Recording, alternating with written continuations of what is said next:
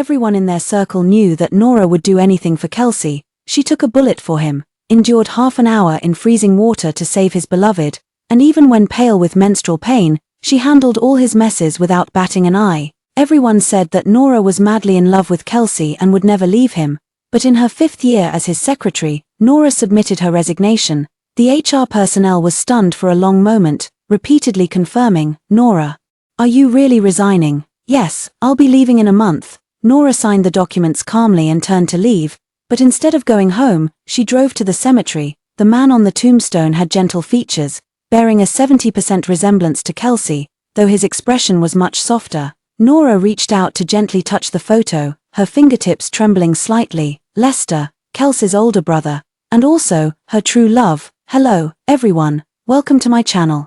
Subscribe us to read wonderful novels every day. Now the story begins. 5 years ago, during the year they loved each other most, Lester died in a car accident while protecting her. He was covered in blood, yet he held on to his last breath and said to her, "Nora, don't cry. I have one more thing I want to ask of you. My brother, he's cold by nature, he can't take care of himself. Please look after him for me, for at least 5 years, okay?"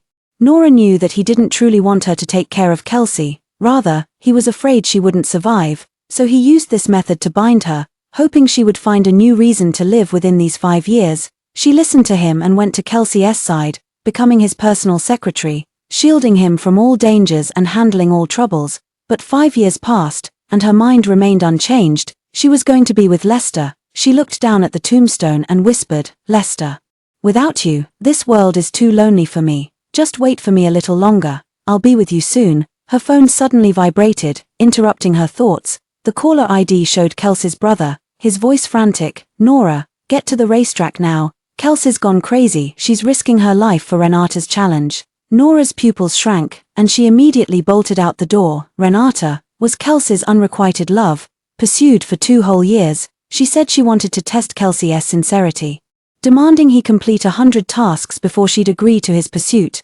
Yet most of the things she asked for were dangerous and absurd, from skydiving to deep-sea diving, even boxing a professional fighter. Nora arrived at the racetrack just as Kelsey was removing his suit jacket, preparing to change into racing gear. His friends were all trying to talk him out of it. "Kelsey, have you lost your mind? Your leg just healed from that skydiving accident last month for Renata. And now you're risking your life again. Seriously, you're the crown prince of Beijing's elite circle, with countless socialites lining up for your attention, yet you insist on hanging yourself from Renata's tree. At the very least, Nora is better than her, right? After all these years of her giving you her heart and soul.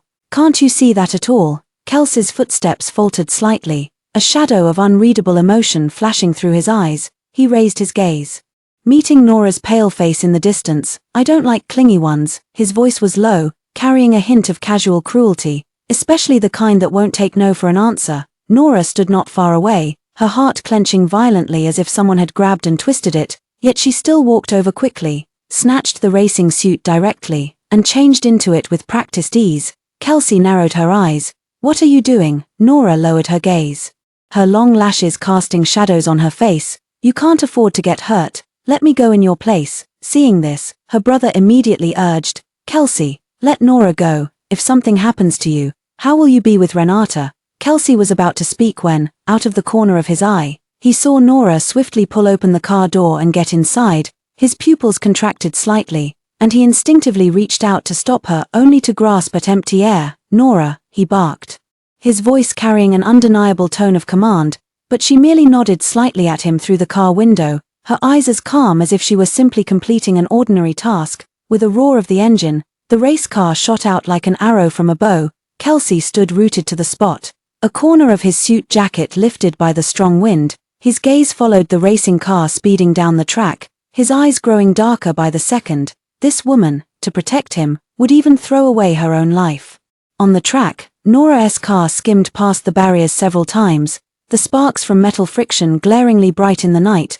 The spectators at the sidelines gasped repeatedly, yet she maintained her breakneck speed without faltering. With a deafening boom as she finally crossed the finish line, her car's front end was already crumpled, the airbags deployed. Nora struggled to push open the car door, blood from her temple trickling down her pallid cheek. Staggering forward, she approached Kelsey and handed him the medal. "I won. Before the words had fully left her lips, her body pitched forward like a marionette with its strings cut. Kelsey caught her almost instinctively. The weight in his arms was impossibly light, as if she might vanish at any moment. He looked down at Nora's tightly closed eyes, and a strange emotion suddenly surged in his chest. Nora, he called her name, a tension in his voice that he himself didn't notice, before falling into darkness. Nora's lips curved slightly upward. She loved hearing him call her name the most, because his voice was so much like the person in her memories. Nora opened her eyes again to the sight of the hospital's stark white ceiling. She turned her head slightly and saw Kelsey standing by the window, his slender figure outlined by the morning light. Awake, he turned, his voice low and cold. Nora, is your life really that worthless? She opened her mouth, and a sharp pain shot through her chapped lips. I told you. Kelsey approached the hospital bed, looking down at her with superiority. No matter how much you do, I could never like you. Nora lowered her eyes, her long lashes casting shadows on her face. She wanted to say that she did all this not for him, much less for his affection. But the words reached her lips only to be swallowed back. How was she supposed to explain? Was she to say that she did all this simply because she had promised Lester, in the end? She merely lowered her eyes and softly said, I understand. She knew he didn't like her. She knew it better than anyone. Kelsey stared at her pale profile, feeling an inexplicable tightness in his chest. He averted his gaze, his tone softening involuntarily. I'll give you a week off this time to recover properly. After a pause, he added as if compelled by some unseen force, I'll stay these 2 days. Nora jerked her head up, a glimmer of light flashing through her eyes. You're so happy I'm staying. Kelsey narrowed her eyes. She gazed at the face so similar to Lester's and nodded softly. Yes, very happy. Kelsey's heart stirred. And just as she was about to speak again, her phone suddenly rang. Kelsey. From the other end of the line, Renata's voice came, tearful, I sprained my ankle.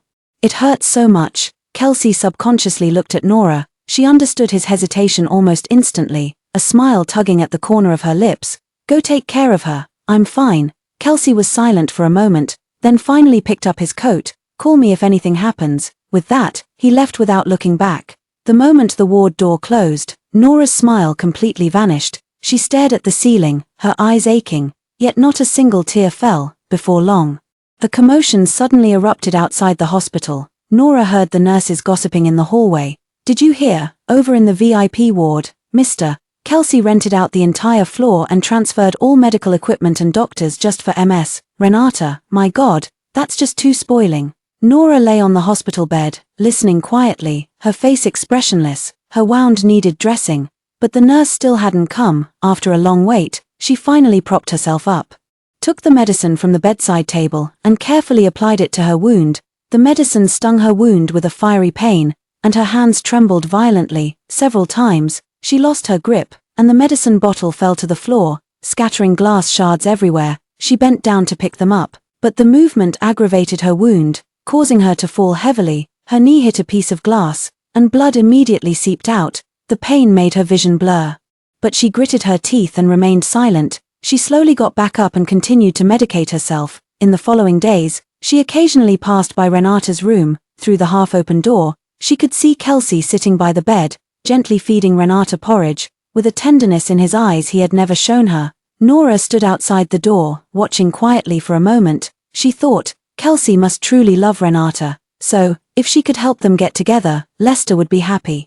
Wouldn't he? On the day she was discharged, Nora packed her things and had just stepped out of her room when she bumped into Renata. She instinctively moved aside to let her pass, but then saw Renata suddenly stumble and fall heavily to the ground. Renata's eyes instantly welled up, and her voice was tearful. It hurt so much. Urgent footsteps sounded from behind. Kelsey grabbed Nora's wrist, her grip so strong that it made Nora wince in pain. Nora, you've been a secretary for so many years. Can't you even watch where you're going? Kelsey, don't blame Nora. Renata looked up pitifully, her voice soft. She might be jealous that you've been taking care of me these past few days. That's why. Nora was stunned. She didn't even touch Renata, and the two of them hadn't even exchanged a word. How did it become intentional in her mouth? I didn't. Nora began to explain. How could I be jealous of her? Enough.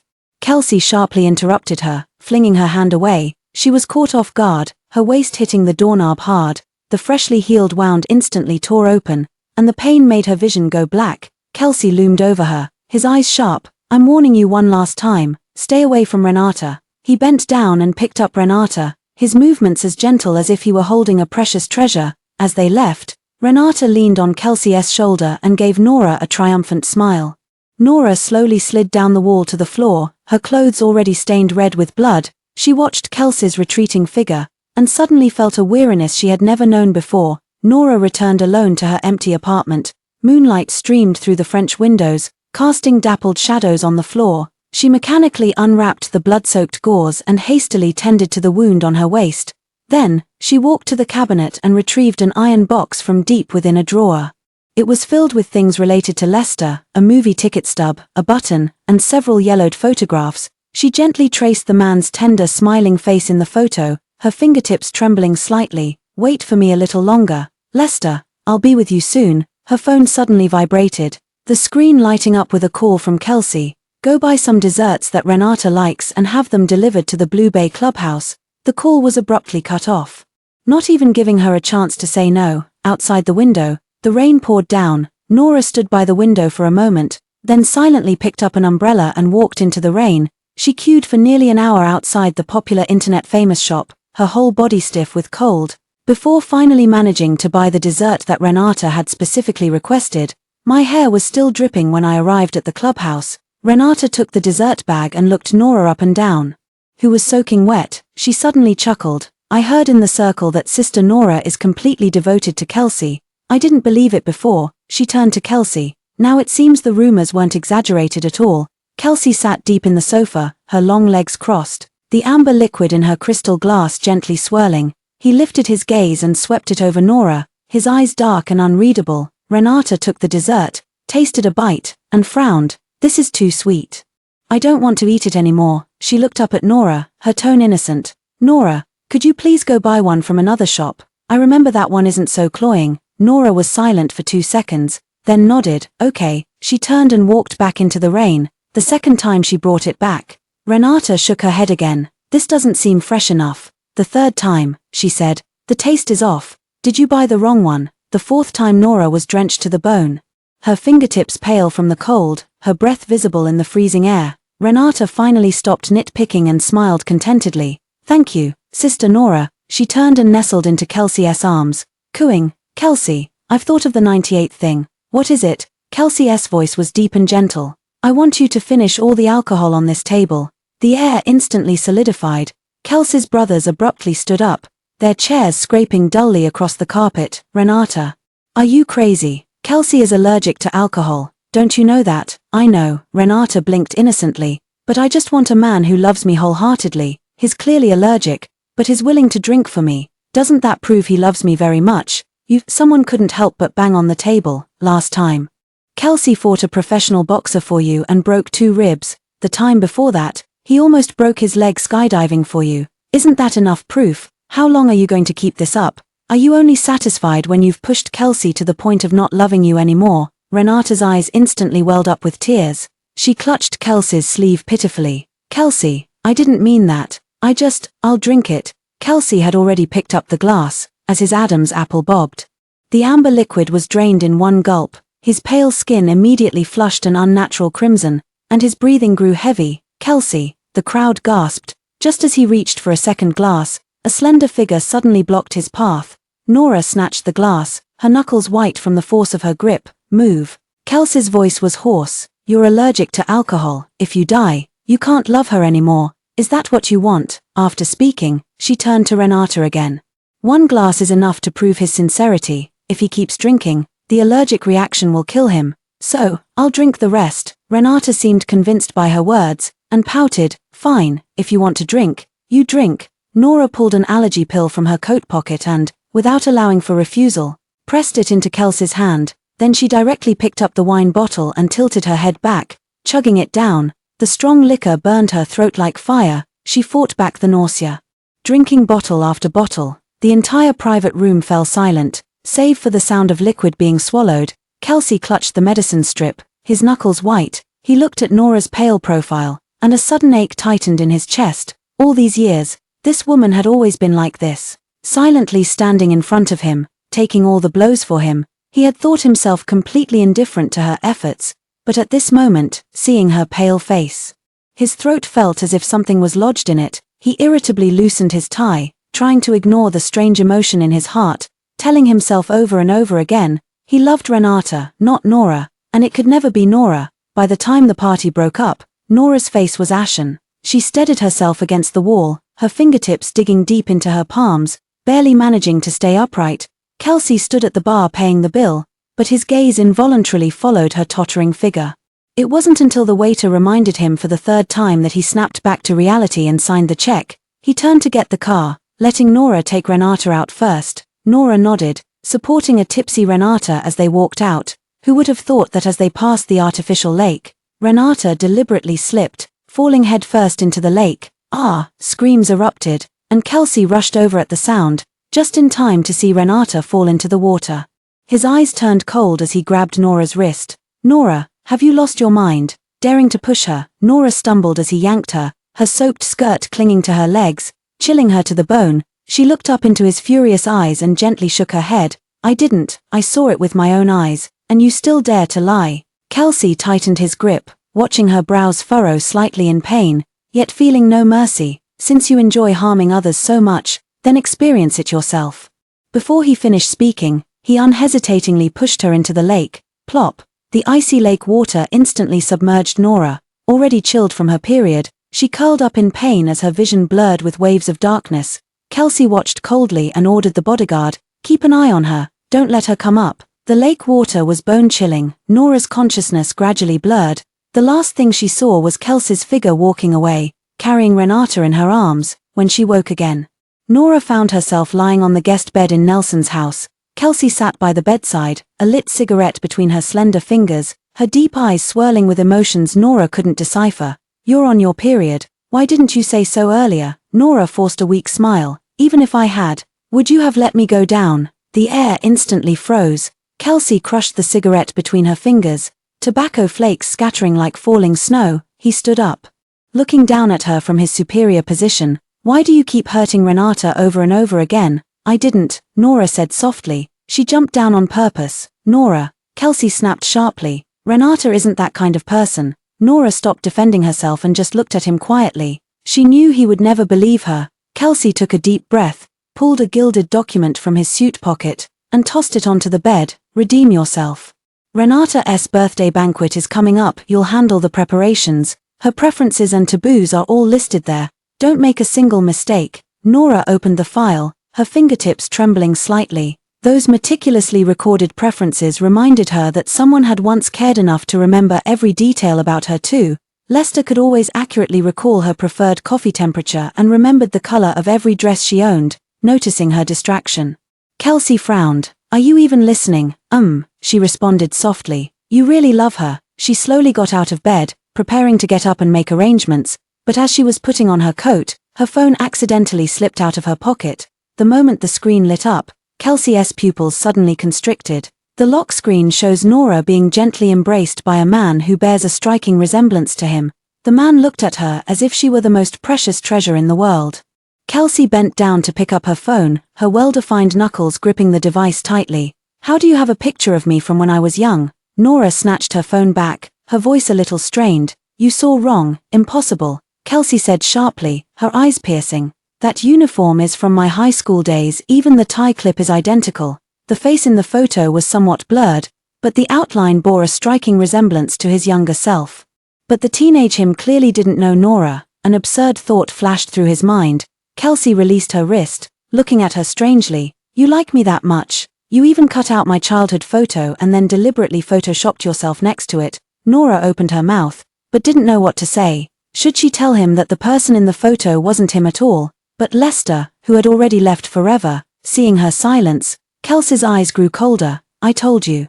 No matter what you do, I won't like you. There's only Renata in my heart. Stop these silly games. With those words, he turned and left, yet an inexplicable emotion welled up in his chest, his heartbeat growing faster and faster. 3 days later, Renata's birthday banquet proceeded as scheduled.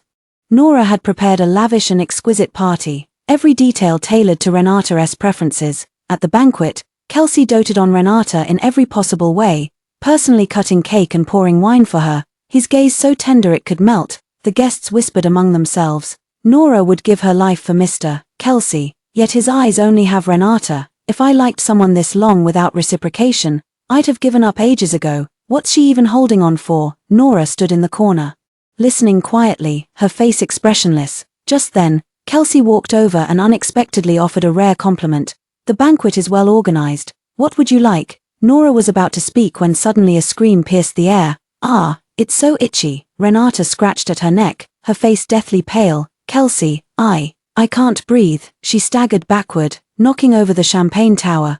Glass shards flew everywhere, cutting her arms and legs as blood immediately gushed out.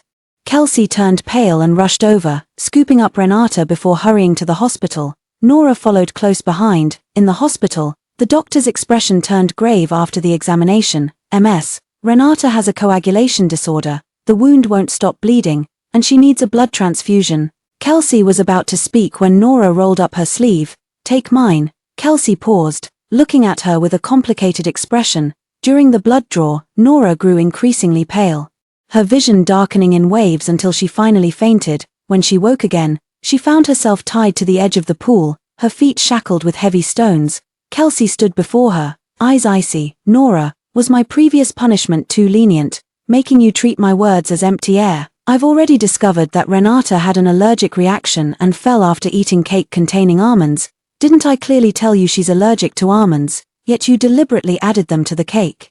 Nora's pupils contracted. It wasn't me. Still lying. Kelsey snapped sharply. Drown her now. The bodyguard shoved her into the swimming pool. Icy water instantly submerged her head as Nora struggled desperately, but the stone kept dragging her body deeper. A suffocating sensation swept over her, her lungs feeling as if they would explode. It wasn't me. It really wasn't me. Her voice was swallowed by the water, leaving only intermittent bubbles rising to the surface. Kelsey stood by the pool, watching her sink with cold eyes, then motioned for the bodyguard to pull her out. Cough, cough. Nora was dragged out of the water, coughing violently, her face as pale as paper. Kelsey, I really didn't add almonds. Still lying. Kelsey grabbed her chin with a force that nearly crushed her bones. The maid said she saw it with her own eyes. Nora's pupils contracted. Saw it with her own eyes. Suddenly, she understood something and turned with difficulty toward the direction of the hospital room. Renata stood by the window, her lips curling into an almost imperceptible cold smile as their eyes met. It was Renata. Nora croaked hoarsely. She did it on purpose. Shut up. Kelsey slammed her back underwater violently. Renata almost died. And you dare slander her? This time, she remained submerged even longer. Nora's struggles gradually weakened, and a kaleidoscope of images began to flash before her eyes. 15-year-old Lester wiping ink off her face in the library. 18-year-old Lester secretly holding her hand at graduation. 20-year-old Lester kneeling in the snow, cupping her reddened hands and blowing on them to warm them. Pull her up. Kelsey's voice pulled her back to reality. Nora was dragged out of the water, collapsing by the poolside like a broken rag doll. Too weak even to cough. Learned your lesson. Kelsey looked down at her. Go apologize to Renata. He grabbed her wrist, roughly dragging her towards the ward. Nora dragged her legs across the tiles, leaving bloody trails, powerless to resist. In the hospital room, Renata leaned weakly against the headboard. Seeing them enter, her eyes immediately reddened. Nora, I know you like Kelsey, but loving someone shouldn't be like this. Nora lifted her head, meeting Renata's triumphant gaze. She suddenly felt exhausted, so tired she no longer even had the will to defend herself. I'm sorry. These 3 words drained her of her last bit of strength. Renata flashed a triumphant smile, then feigned magnanimity and shook her head. Kelsey, let it go. Nora was just confused for a moment. No, Kelsey said coldly, she hurt you, so she must personally attend to you until you've fully recovered. The days that followed became Nora's nightmare. Renata made her open windows to clean glass in the dead of winter, deliberately spilled hot water to scald her hands, and even feigned illness in the middle of the night, making her run all over the city to buy medicine. I really don't understand. One night, Renata said, looking at Nora who was kneeling on the floor applying medicine to her, and chuckled softly. Kelsey has treated you like this. Why haven't you left yet? Nora's hand paused, the ointment spreading over the bruise. The promise hasn't expired yet. What promise? Renata narrowed her eyes. Nora stopped speaking and silently continued applying the medicine. Renata suddenly kicked her away. Stop playing mysterious. I'm warning you. These days of torment are meant to make you recognize your place. Kelsey could never like you. And you can't compete with me. She leaned down and gripped Nora's chin. "Starting tomorrow, don't come back, remember, if you dare play tricks again, I'll make you wish you were dead." Nora dragged her exhausted body home. The moment she collapsed onto the sofa, her phone began vibrating wildly. "Nora, something's happened." Renata's 99th task for Kelsey was to go to the snowy mountains to pick snow lotuses. But then there was an avalanche, and Kelsey is now trapped up there, her fate unknown. By the time Nora arrived at the foot of the snowy mountain, the blizzard had been raging for a full day. Just as she was about to go up, the search and rescue captain stopped her, his face grim. "You can't go up now, the avalanche just stopped, and there could be a secondary collapse at any moment. It's too dangerous, even our professional rescue team wouldn't risk it." Nora looked at the vast, white mountain peak, her voice trembling. "If we wait any longer, he'll die, but if you go up alone, you'll just be throwing your life away too." "Then I'll throw my life away," she said no more, turned, put on her crampons, slung the rescue pack over her shoulder, and plunged into the snowstorm without looking back. The biting wind felt like knives, stinging her cheeks, and snowflakes, burrowing into her collar, instantly melted into icy, bone-chilling water. She trudged upward, her steps unsteady, her fingers purple with cold. Yet she clung to the climbing rope with a death grip. 3 hours later, she found a comatose Kelsey at the edge of the cliff. His leg was pinned by a fallen rock, and his face was as pale as snow. "Kelsey," Nora threw herself forward, frantically digging through the snow with her bare hands, oblivious to her nails splitting and tearing. "Wake up," she whispered tremulously, patting his face as she wrapped the thermal blanket around him. "I'm taking you home." Kelsey had already lost consciousness, his entire body cold as stone. Nora gritted her teeth, tied him to her back with the rescue rope, and stumbled down the mountain. The descent was harder than the ascent. She fell countless times, and by the end, she was practically crawling. By the time she reached the camp, her assault jacket was torn and her knees were bloody. The moment the medics took Kelsey, Nora's vision went black, and she collapsed into the snow. When she woke again, the pungent smell of disinfectant stung her nostrils. Nora shot upright, a gasp of pain escaping her as the movement pulled at her wound. "Don't move," the nurse said, holding her down. "You lost a lot of blood, you need to rest." "Where's Kelsey? How is he?" "Mr. Nelson is out of danger and in the VIP ward." Nora pulled out the needle and stumbled towards the VIP area. Just as she reached the door, she heard the conversation inside. "You almost died for Renata. You've done 99 things for her. Is she worth it?" His brother's angry voice came from inside.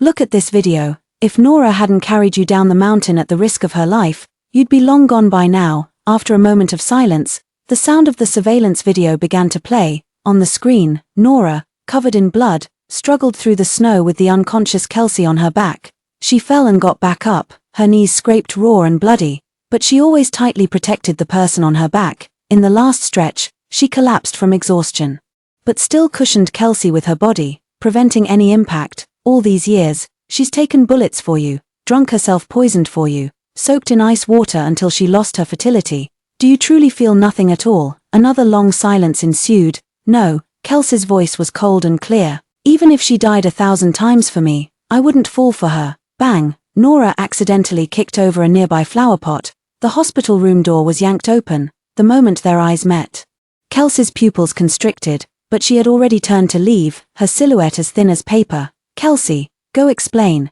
His brothers stomped their feet in frustration. "She risked her life for you. How hurtful are those words? What if she really leaves?" Kelsey stared at the empty hallway, a strange tightness in his chest. Yet he sneered. "She won't leave." "How do you know?" "Because she loves me." He turned back to the hospital bed, his voice firm.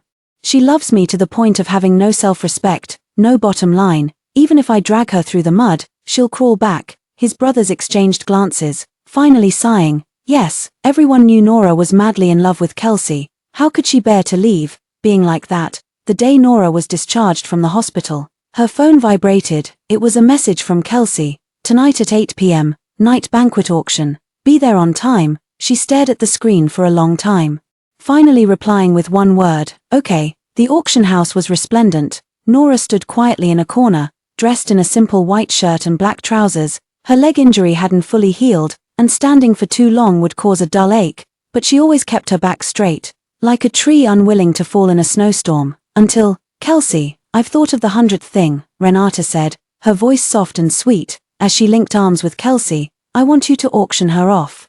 Nora looked up sharply, meeting Renata's triumphant gaze. Renata, Kelsey frowned, his long fingers lightly tapping the armrest. This is too much. You said you'd do anything for me, Renata pouted. Besides, haven't you always complained about her clinging to you? This is the best solution. As long as you agree, I'll be with you. Kelsey was silent for a long time, finally looking at Nora. Nora, he said, his voice dry, get on stage. Nora's fingertips trembled slightly, her face pale, and she finally just nodded. Okay, Mr. Kelsey. Kelsey's pupils constricted, and her heart suddenly ached fiercely. He thought she would cry and make a scene, but she merely complied calmly, her eyes as vacant as a pool of stagnant water. To what extent did she love him? To treat his every word as a sacred decree, willingly going to such lengths. On the auction block, the next item up for auction is somewhat special, the host said with a suggestive smile. Nora, 25 years old. 168 centimeters tall, fluent in 6 languages, skilled in. Bids rose in waves from the audience. 5 million, 8 million, 12 million. The bidding voices rose and fell. Kelsey stared fixedly at the person on stage, his chest growing tighter. When the price reached 20 million, he suddenly stood up. Renata grabbed his sleeve. Kelsey. Kelsey froze. In that moment of hesitation, the gavel struck. Sold. In the end, a pot-bellied middle-aged man bought her for 20 million. Kelsey sat in the VIP section, her veins slightly bulging. Hotel suite. Don't be scared, little beauty. The greasy man shoved Nora onto the bed. I'll be gentle with you. Nora didn't struggle, but simply gazed calmly at the ceiling. As the man's hand tore open her collar, she suddenly grabbed the crystal ashtray from the bedside table and smashed it hard onto his head. Ah! The man screamed, blood streaming down his forehead. Nora seized the opportunity to push him away. Stumbling towards the door, the pain from her leg injury was excruciating, but she dared not stop. Behind her, she heard the man's furious roar and heavy footsteps. She frantically pressed the elevator button, squeezing inside just in the nick of time. The moment the elevator doors closed, she collapsed onto the floor, trembling uncontrollably. Nora returned to her apartment and collapsed onto the floor, the cold tiles pressed against her skin, a chill seeping into her bones. Dressed in soaking wet clothes, she gazed up at the ceiling, suddenly recalling that rainy night many years ago. Lester had waited for her at the school gate, holding an umbrella. Seeing her hair drenched, he immediately took off his jacket and wrapped it around her, his voice a mix of tenderness and helplessness. Why didn't you use an umbrella? What if you catch a cold? Lester, without you, I can't even take good care of myself. Bang! The door was suddenly kicked open with a loud crash.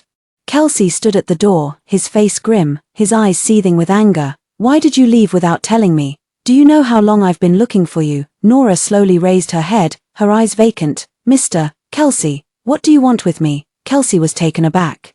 Yes, what did he want with her? He had already auctioned her off, and he was already with Renata. But the moment he saw her being led away, an inexplicable anxiety gnawed at him. After settling Renata, he immediately sent people to investigate her whereabouts, even going to the hotel himself. When he kicked open the door and saw only a man inside, clutching his bleeding head and wailing, he nearly committed murder on the spot. I wasn't worried about you, Kelsey's Adam's apple bobbed.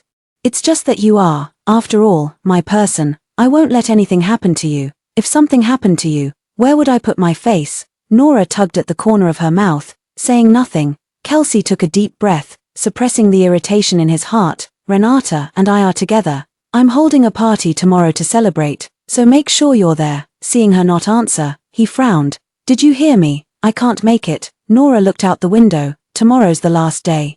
I'm going to find Lester. Kelsey didn't quite catch the latter half of her sentence. His phone suddenly rang. It was Renata calling, urging him to return for a dress fitting. He answered with annoyance, mumbled a few perfunctory words, and then hung up. He cast a cold glance at Nora. You must be there tomorrow. Don't make me say it a second time. With that, he turned and left, slamming the door shut. The next day, Nora did not attend the banquet. She went to the cemetery and bought the plot next to Lester. Lester, she gently stroked the photo on the tombstone, her voice tender. Wait a little longer for me. We'll meet again soon. Leaving the cemetery, she took a taxi to the river crossing bridge. 5 years ago, it was right here. Lester took her to meet his parents. They were joyfully planning their future when they got into a car accident while crossing the river.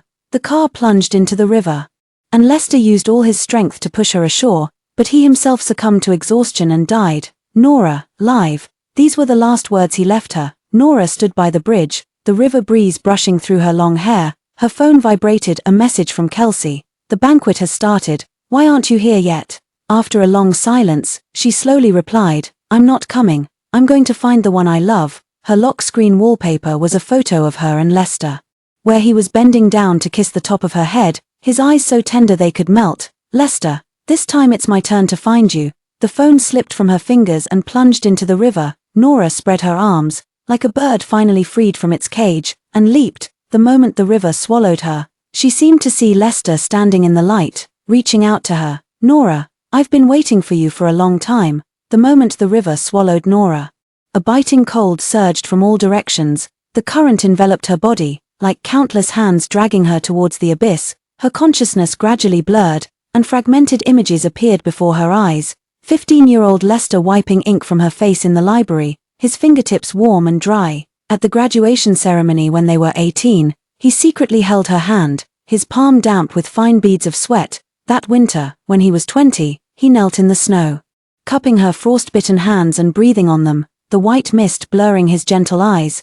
"Lester," she whispered softly in her heart, as river water filled her mouth and nose, and the air in her lungs was slowly squeezed out. Darkness enveloped her, and she slowly closed her eyes. "We can finally meet." In a trance, it seemed as if someone had grabbed her wrist. Nora struggled to open her eyes, met by the hospital's stark white ceiling. The scent of disinfectant stung her nostrils, and she instinctively frowned. "You're awake," a strange female voice spoke. "You're incredibly lucky to jump from such a high bridge and still be alive." She turned her head blankly, seeing a nurse adjusting and drip. As soon as she spoke, Nora was startled by her own voice. Her throat felt as if it had been scraped by sandpaper, the pain sharp and raw. What frightened her more was realizing she couldn't remember anything.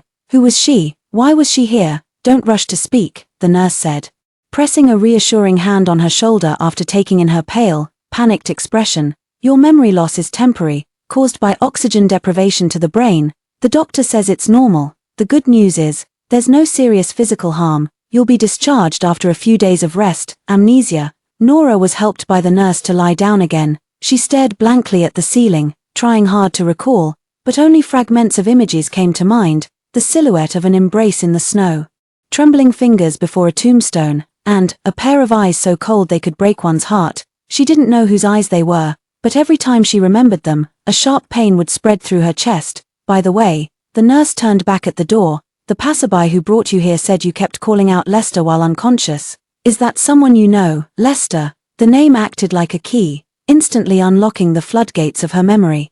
Countless images came rushing in like tidal waves. Lester's gentle smiling face, his slightly cool fingertips as he tied the scarf for her, and how he, covered in blood during the car accident, still insisted on pushing her ashore.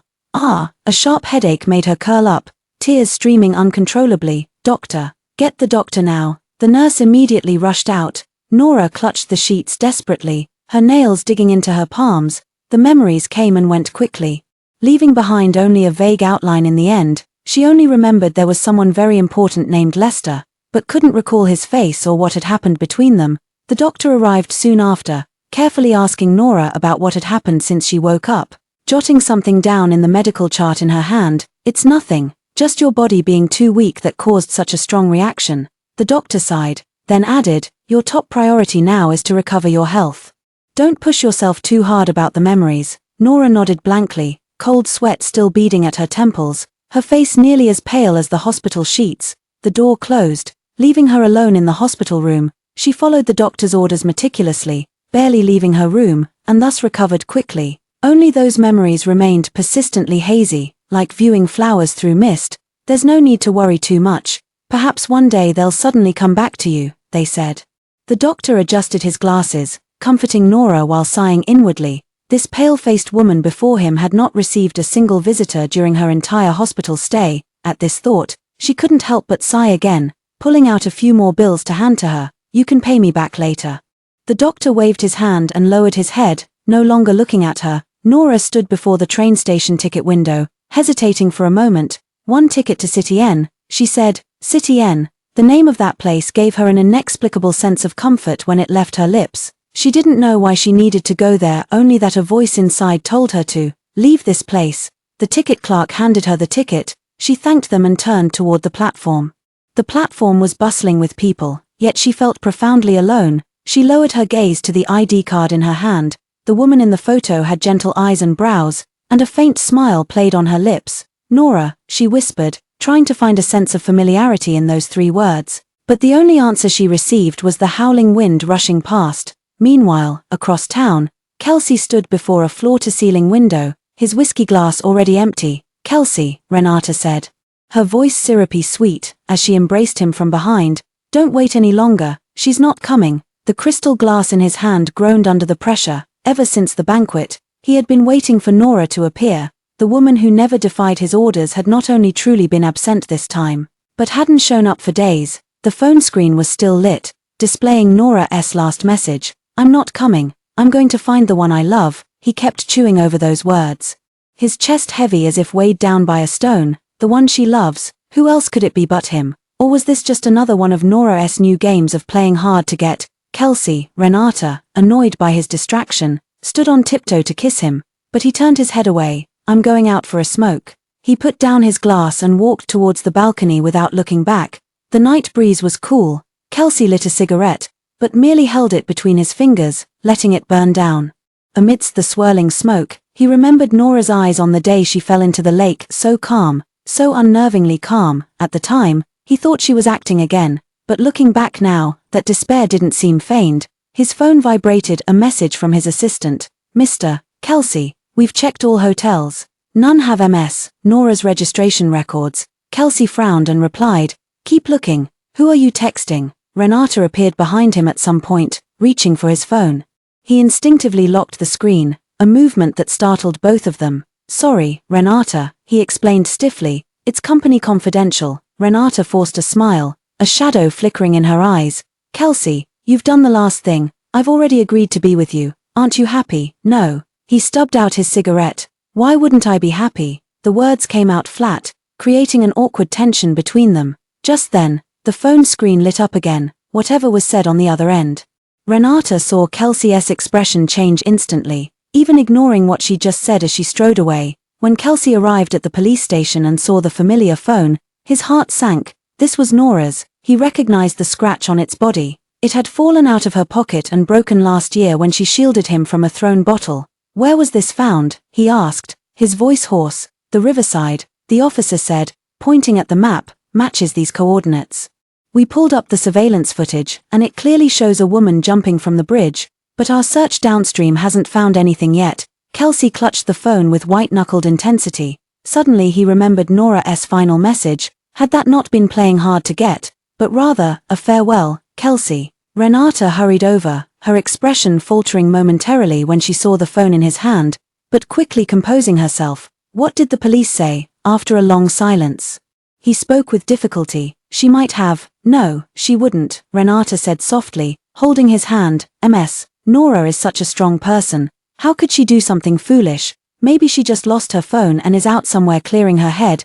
Kelsey didn't respond, just stared blankly at his phone's lock screen. It was a photo of Nora with someone else. In the picture, a man was bending down to kiss the top of her head, his profile bearing a 7/10 resemblance to him. But his eyes were much gentler. He had only glimpsed it before and thought it was himself from his youth. But Kelsey recalled carefully that he had never seen this photo, nor had he ever seen himself with such an expression.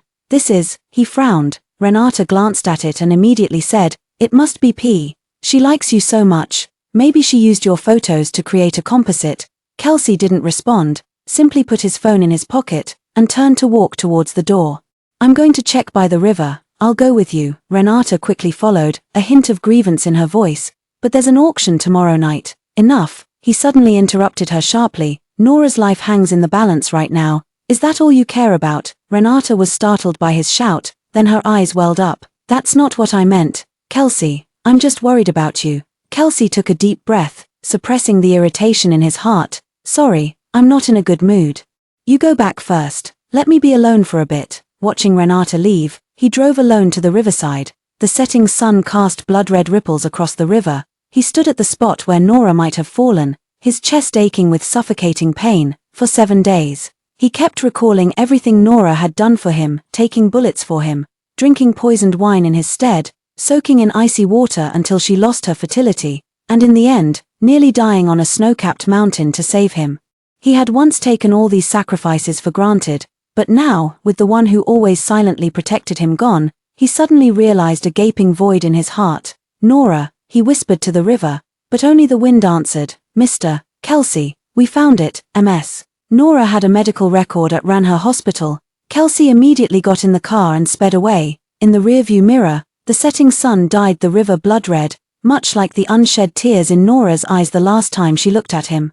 Kelsey pushed open the door of Ranher Hospital, his face terribly grim. When he saw Nora, he would definitely. The nurse typed on the keyboard, "That young lady was discharged this morning." When Kelsey frowned, his voice icy, "About 2 hours ago." The nurse took a step back, intimidated by his piercing gaze. Kelsey clenched his fists until his knuckles turned white. He abruptly turned and strode toward the hospital surveillance room. Ordering the security guard to pull up this morning's footage, the images on the screen flickered frame by frame until, finally, a familiar figure appeared at the end of the hallway. She wore a plain white t-shirt and jeans, her long hair loosely tied back. Her face pale yet radiating an unfamiliar calm. She didn't even glance back. Kelsey's breath caught. That was Nora, yet it didn't seem like her. The Nora in his memory always looked at him with a hidden tenderness. But now, there was nothing in her eyes. She really didn't remember him. He closed his eyes. A nameless emotion churning in his chest. She just disappeared like that. No goodbyes, no explanations. He suddenly remembered the last time he saw her, standing on the auction block. Her eyes vacant as she said, "Mr. Kelsey, as you wish." Back then, he thought she would never leave, but now, she was truly gone, and this time, he didn't even know where to find her. Outside the office's floor-to-ceiling window, dusk pressed down heavily, Kelsey stared at the computer screen, his fingers unconsciously tapping the desk. On the screen was a quarterly report, numbers densely arranged, but he couldn't take in a single word. "Mr. Kelsey, your coffee." The new secretary carefully placed the cup at the corner of the desk. Kelsey took a sip from the cup and immediately frowned. "Too sweet." The secretary stood frozen in place, flustered. "But Ms. Renata said all coffee lately should have double sugar. Get me another one." He pushed the cup away, his voice carrying an irritation he hadn't even noticed himself. "Black coffee, no sugar." The secretary nodded hastily and retreated. Kelsey rubbed her temples, her gaze falling on the corner of the desk where there used to always be a cup of Americano at the perfect temperature, with a sticky note tucked under the coaster listing the day's key agenda items. Just like Nora herself, quiet, considerate, and always just right. He abruptly stood up, his suit jacket knocking over the coffee cup. Brown liquid seeped across the documents, staining them. Kelsey paid no attention, striding straight toward the floor-to-ceiling window. The entire city sprawled before her, neon lights blurring into hazy halos on the rain-slicked streets below. The phone vibrated, and the screen displayed, "Renata." Kelsey stared at the name for a long time until the ringing stopped. The lock screen wallpaper popped up, showing a photo they took last week, with Renata holding his arm, her smile bright. She had specially set it that way, saying that every time he looked at his phone, he would remember her.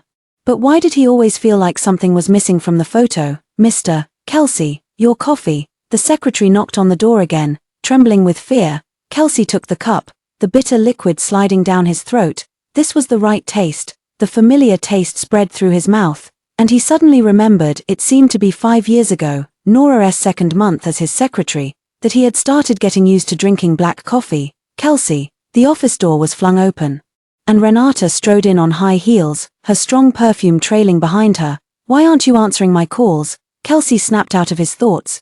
"Busy. No matter how busy you are, you still have to eat," Renata pouted, placing the food container on the desk. "I specifically asked the kitchen to make your favorite sweet and sour ribs." As the container opened, the cloyingly sweet aroma instantly filled the entire office. Kelsey looked at the glistening ribs, and his stomach suddenly clenched. He used to like this dish, but now, what's wrong? Renata had already picked up a piece and brought it to his mouth. "Just try it. I watched the chef make it." Kelsey reluctantly opened his mouth, and the sweet and sour taste exploded in his mouth. It was too sweet, cloyingly sweet. He instinctively wanted to find water, but found only the black coffee on the table. "Is it not good?" Renata's expression instantly fell. "No." Kelsey put down her chopsticks.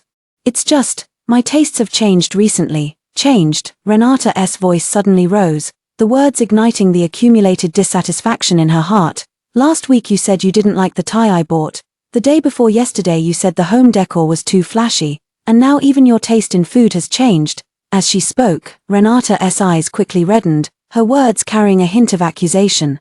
"Kelsey, are you taking things for granted after getting them?" Kelsey watched her trembling eyelashes and suddenly felt exhausted. "That's not what I meant." "Then what did you mean?" Renata's tears were already falling. "Ever since Nora left, you've been acting stranger and stranger." The name struck Kelsey like a knife plunging into his chest. He clenched his fists, nails digging deep into his palms. "Don't mention her." "I will mention her," Renata sobbed. "Are you still thinking about her? What's so great about her? Just a pathetic simp." "Enough." Kelsey slammed the table and stood up abruptly, knocking over the food container as sauce splattered onto his suit pants. Dishes crashed to the floor, leaving both of them stunned. Renata was the first to react, running out of the office in tears. Kelsey remained standing there, staring at the brown stain on his pants. When he suddenly remembered the time he accidentally spilled coffee, and Nora immediately knelt down to treat the stain with the stain remover pen she always carried. She was always like this, forever prepared, forever the one who grabbed his coat and rushed out of the office. The secretary chased after him, shouting, "Mr. Kelsey, there's a board meeting at 7, cancel it." As the elevator doors closed, Kelsey finally caught his breath. The city under the night sky was bustling with traffic. Kelsey drove aimlessly until she found herself by the riverside. This was where Nora was last seen. Police tape still clung to the railing. He leaned against the car and lit a cigarette, the ember flickering in the darkness. Her phone kept vibrating with calls from Renata. Kelsey ignored everyone, just watching the river surge past. After what felt like an eternity, the phone finally fell silent. A message popped up. "Kelsey, I'm waiting for you at home. I'm sorry for losing my temper." Kelsey stared at the message for a long time, suddenly feeling an overwhelming sense of unfamiliarity. Where exactly was this home? Was it that apartment Renata had personally decorated, the walls covered with her portraits, the coffee table always adorned with her favorite flowers? Even the slippers were matching cartoon pairs. Everything inside reflected her tastes, not his. He stubbed out his cigarette, started the car, yet found himself completely unwilling to return. At 2 in the morning, Kelsey pushed open the door to his hotel suite. This was the third time this week he had stayed in a hotel. In the bathroom mirror, dark circles hung heavily under his eyes. As the hot water streamed over him, he suddenly remembered how Nora would always quietly prepare a change of clothes and toiletries in the office break room whenever he pulled an all-nighter. The details he once took for granted had now all become thorns piercing his heart.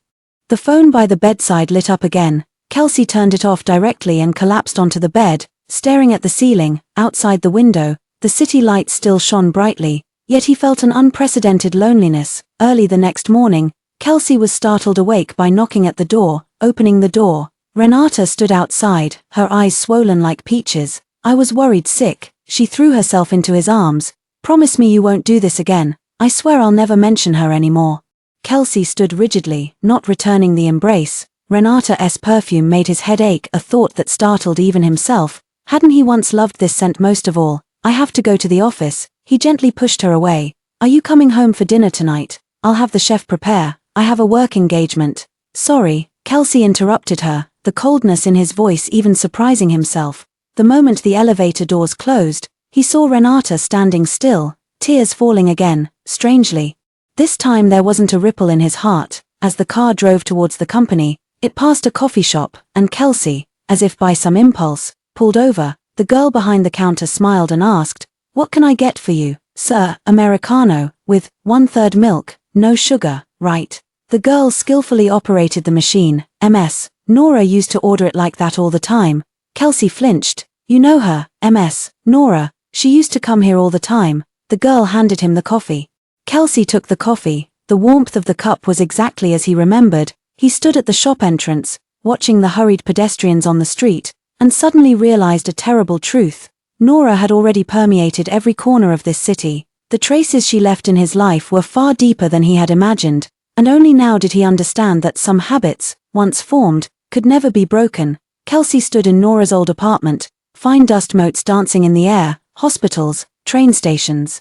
Even every city she might have visited, all yielded nothing, until today, when he, as if by some mischievous impulse, found himself here, her former home. As he pushed open the door, dust motes danced in the sunlight, like traces of time standing still. The room was clean, almost devoid of superfluous items. With only an iron box resting on the desk, he walked over, his fingers trembling slightly, and lifted the lid of the box. Inside was a photograph. The man in the photo bore a 7/10 resemblance to him, yet he smiled gently, his arm tightly embracing Nora's shoulder. Lester, his older brother, the one who died in a car accident 5 years ago. Lester, Kelsey's breath hitched, her chest feeling as if struck by a heavy hammer. He abruptly flipped the photo over. A line of small text was written on the back. Nora, live. The handwriting had yellowed, but it was still clear. His hands trembled uncontrollably. And he opened the diary that had been pressed at the bottom of the box. On the flyleaf, Nora's handwriting was neat and restrained. Lester, I promise you, I will take care of him for 5 years. 5 years later, I will come find you. The diary recorded her every day of those 5 years, the bullets she took for him, the poisoned wine she drank for him, all the harm she endured. It turned out she was never doing it for him, and perhaps never even loved him at all. Everything over the past 5 years has been for Lester. Kelsey's knees hit the ground hard, a choked sob escaping her throat. Inside a top-tier private club in Beijing's elite circle, crystal chandeliers refracted a cold, sharp light. Kelsey tilted his head back and downed a shot of strong liquor, his Adam's apple bobbing as the alcohol burned through his chest, yet it couldn't extinguish the churning irritation within him. In the private room, the guys exchanged uneasy glances, none daring to speak first. Finally, Lucien couldn't take it anymore and snatched the glass from him. Enough, you've drunk more in these past few days than in the last 5 fucking years combined. Kelsey let out a cold laugh, reaching to grab it back. Give it to me. No way. Lucien smashed the bottle directly on the floor. Look at what you've become, for a woman. What do you know? Kelsey suddenly stood up, his eyes bloodshot. She's not just a woman, she's Nora. The private room fell abruptly silent. From a corner, someone muttered under their breath. Where was this energy earlier? Kelsey's pupils constricted, and she turned to glare at the source of the voice. What did you say? The young man, being stared at, stiffened his neck, bolstered by alcohol. He even stood up abruptly and raised his voice. I said you're blind. When Nora poured her heart out to you, did you ever truly look at her, now that she's gone? You're suddenly acting like you're dying. Bang! Kelsey punched him in the face, and the glass coffee table was knocked over, shattering into pieces on the floor. Kelsey, Lucien clung to him tightly. Are you crazy? The man who had been hit wiped the blood from the corner of his mouth and sneered. Hitting me won't help. You're still gloating, still thinking Renata is some kind of saint. I saw her with my own eyes. Saw what? Kelsey's voice suddenly turned cold. Last year at the charity gala, she deliberately spilled red wine on Miss Chen's dress, then turned around and played innocent, and last month, she privately threatened the model who was rumored to be with you, slashed her face, and forced her to leave the industry. The man gasped. You don't know any of this, do you? Because in front of you, she always pretends to be gentle and considerate. Kelsey's fingers tightened unconsciously, her knuckles turning white. No. The Renata in his eyes was clearly not like this. Perhaps those who enter the club wouldn't make such claims without evidence. 3 days later, the Nelson family's corporate penthouse office. Kelsey stared at the dashcam footage on his computer screen, purchased from the driver's ex-wife. In the footage, Renata stood in the garage shadows, handing the driver a thick envelope. Remember, make it look like an accident, her voice soft as if discussing the weather. Especially the man in the passenger seat, he must die. The driver hesitated. But, young master, Renata smiled, her fingertips brushing over the driver's trembling hand. I'll take full responsibility for your daughter's study abroad expenses. The video abruptly ended. Kelsey's breath nearly stopped as the car accident from 5 years ago flashed before her eyes. The moment the windshield shattered, Lester shielded Nora in the passenger seat with his body. And all of this was simply because Lester uncovered Renata's plot to seize the Nelson family's fortune. He recalled how Renata had once spoken of sincerity, her fist slamming violently onto the desk, blood dripping between her fingers. Bang! The wine glass thudded heavily on the bar counter, splashing a few drops of crimson liquid like blood. What exactly has Kelsey been up to lately? Renata stared at Lucien, her beautiful eyes filled with accusation. Lucien twisted his lips, his gaze icy. Ms. Renata should know best, shouldn't you? After all, you're his beloved. The last few words were deliberately emphasized, dripping with sarcasm. Renata narrowed her eyes, her nails digging into her palms. In the past few days, Kelsey's attitude had grown increasingly strange. He stopped answering her calls, claiming to be busy with work, and even cancelled their planned trip to Paris together. What unsettled her even more was the change in the way his friends looked at her. Before, they were at least outwardly polite, but now they didn't even bother to hide their disdain. Lucien, she suddenly smiled, her voice sickeningly sweet. Tell me, if Kelsey knew how you all treated me behind his back, what do you think he'd say? Lucien let out a derisive laugh as he stood up and adjusted his suit cuffs.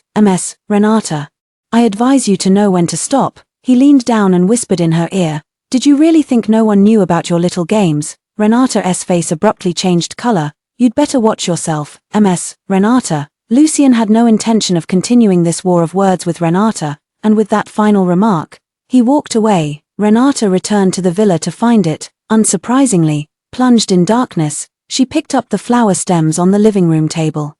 The crisp snip of pruning shears echoed unnervingly loud in the pitch-black silence. The next second, the door was violently thrown open. Renata looked up at the sound of footsteps, her smile freezing before it could fully form. Kelsey stood in the doorway, eyes burning with a fury she'd never witnessed before. Kelsey. She put down her scissors, feigning composure. Why that expression? Did something happen at the company? 5 years ago, the garage in the eastern suburbs. He enunciated each word. How much did you pay the driver? Renata's fingers suddenly curled, her nails digging into her palm. I don't understand what you're talking about, Kelsey. Her voice was soft, with an intentional intimacy. Don't you trust me? Kelsey didn't answer. Renata approached, her fingers gently resting on his shoulder, her voice carrying a seductive tenderness. Are you really going to abandon our many years of affection for a dead person? You killed my brother. Framed Nora, his voice was low and hoarse, as if coming from the depths of hell. How dare you mention the word affection? Kelsey grabbed her wrist with such force it seemed he might crush her bones. Renata turned pale with pain, yet couldn't break free. Renata retreated half a step under his intimidating gaze, but quickly lifted her chin. Proof. Kelsey sneered, released her hand, and took out a voice recorder from his suit's inner pocket. The driver you hired had already left himself a way out. He pressed the play button. Renata's icy voice echoed clearly through the room. Remember, make it look like an accident, especially the man in the passenger seat. He must die. Renata's face instantly turned deathly pale. 2 seconds later, she suddenly smiled, leisurely withdrawing her hand and wiping the flower juice from her fingertips onto Kelsey's collar. Finally figured it out. Slower than I expected. You admit it. Kelsey grabbed her by the throat, pinning her against the wall. Those were 2 lives. My brother was so good to you. How the hell could you do it? Renata struggled to breathe, yet she was still smiling. Because he was in the way. You like me, I like money. Is that really a conflict? She suddenly grabbed Kelsey's wrist, her nails digging deep into his flesh. Do you really think Nora truly loves you? You probably don't know, do you? Renata's seductive face twisted into a smile. When she looked at you, all she was thinking about was Lester. Shut up, I'm going to say it, Renata screamed hoarsely. She's a lunatic. Even though Lester is dead, she still pretended to be devoted to you for 5 years. Kelsey suddenly released her grip, watching as she slid to the ground coughing. Get out of the Nelson family. His voice was as cold as ice. If I see you again, I'll make you wish you were dead. Renata's luggage was scattered all over the ground. She glared furiously at the already closed door and called a car to leave. The villa was left behind her, her fists clenched so tightly that her nails dug into her palms. Kelsey, Renata's face twisted with fury, her expression brimming with hatred. She would make Kelsey regret treating her this way. But she never expected Kelsey's retaliation to come so swiftly and ruthlessly. Renata's high heels clicked sharply against the marble floors of the Lynn residence. She shook off the dripping umbrella, the expensive silk scarf around her neck already soaked through, clinging uncomfortably to her skin. Dad, what on earth is going on? She burst into the study, her voice so sharp it nearly pierced through the sound of the rain. Renata's dad slumped in the leather swivel chair, the computer screen before him casting a ghastly pale glow. He looked up, the dark circles under his eyes appearing especially terrifying in the lamplight. It's over, all over. His trembling finger pointed at the screen. The Nelson family just withdrew all collaborative projects, our capital chain. Renata snatched the computer, the crimson numbers on the screen glaring ominously. The Maurice family stocks plummeted 67%. With nearly $2 billion in market value evaporated, her fingers frantically swiped across the touchpad, each termination email stabbing into her eyes like knives. Impossible. Kelsey wouldn't do this to me, she muttered, her meticulously manicured nails tapping out a chaotic rhythm on the keyboard. There must be some mistake. Mistake? Renata's dad suddenly erupted, slamming his palm on the table. "The bank just called demanding we repay the loan within 3 days. Do you know what Kelsey has done? He's conspired with all our partners, even targeting our overseas projects." Renata's phone suddenly rang. It was a call from her best friend Li Yuan. She quickly answered the phone as if grasping at a lifeline. "Listen to me, Renata." The voice on the other end of the line was exceptionally cold. "My father asked me to tell you that from today onwards, the Li family will cease all dealings with the Maurice family." "What? We agreed to renew next month." "Don't be naive," Li Yuan sneered.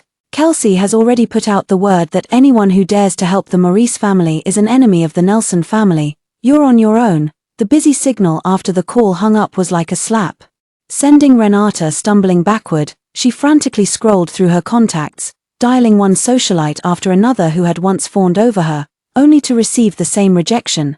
"Bitches, all of them are bitches." She hurled her phone against the wall with a loud crash, and the phone instantly shattered into pieces. Renata's dad slumped back into his chair. "There's only one way now. You go beg Kelsey. After all, you too." "Of course I'm going." In front of the Nelson family mansion, Renata was stopped by a security guard at the door, her face full of disbelief. "Open your dog eyes and see who I am," she shrieked hysterically. "I'm your Mr. Kelsey's fiancé." The security guard stood expressionless in front of her. Renata, you are not, and Mr. Kelsey specifically instructed not to see any Maurice family members." "You're lying." Renata tried to rush in but was held back by 2 security guards who dragged her out by her arms. Her coat ripped during the struggle, revealing her soaked shirt underneath, making her look utterly disheveled. "Kelsey, Kelsey, come out here." Her screams echoed in front of the building, drawing curious glances from passers-by. The rain intensified, and Renata knelt on the steps in front of the Nelson family's building, the rain mixing with her tears, washing away her meticulously applied makeup. She pulled out her spare phone and, with trembling fingers, dialed the number she knew by heart. "The number you have dialed is currently busy." She dialed again, but still, the cold automated voice answered. It wasn't until the 7th try that the call finally connected. "Kelsey," she cried, "why are you doing this to me? What have I done wrong?" A few seconds of silence passed on the other end of the line, then Kelsey's icy voice came through. "Do you need me to repeat what you did?" Renata opened her mouth, but no sound came out. "Oh," and Kelsey's voice was as light as if discussing the weather. "Tomorrow at 10 in the morning, bring your father to the 23rd floor of the Jin Maro Tower. This is your last chance." The call ended. Renata collapsed into the rainwater. She suddenly understood what true despair meant. At dawn the next day, when Renata dragged her exhausted body back to the Lin residence, she found her father staring blankly at the TV news. On the screen, a financial reporter was broadcasting. The Nelson family conglomerate announced this morning the complete acquisition of the Maurice family, in a merger that has shocked the business world. Renata's dad turned his head, his eyes bloodshot. "He said we'd meet at 10, right? We still have hope." Renata looked at her father's temples that had turned completely white overnight, and suddenly shivered. She vaguely sensed that Kelsey's so-called last chance would never be any kind of salvation. But she had no other choice. In the meeting room on the 23rd floor of the Jin Maro Tower, the air conditioning was on full blast. Renata sat on the leather sofa, her fingers unconsciously twisting the hem of her skirt, which was still stained with the dirt from kneeling in front of Nelson's house yesterday. Renata's dad sat beside her, his suit wrinkled and his tie askew, completely devoid of the former chairman's demeanor from Maurice's house. With a click, the conference room door opened. Kelsey walked in with steady steps, followed by 4 lawyers in suits. He was wearing a charcoal grey suit today, with a dark red tie that looked like congealed blood. Renata vaguely recalled that this was the color Nora had once chosen for him. "Kelsey." She stood up abruptly, her voice choked with tears.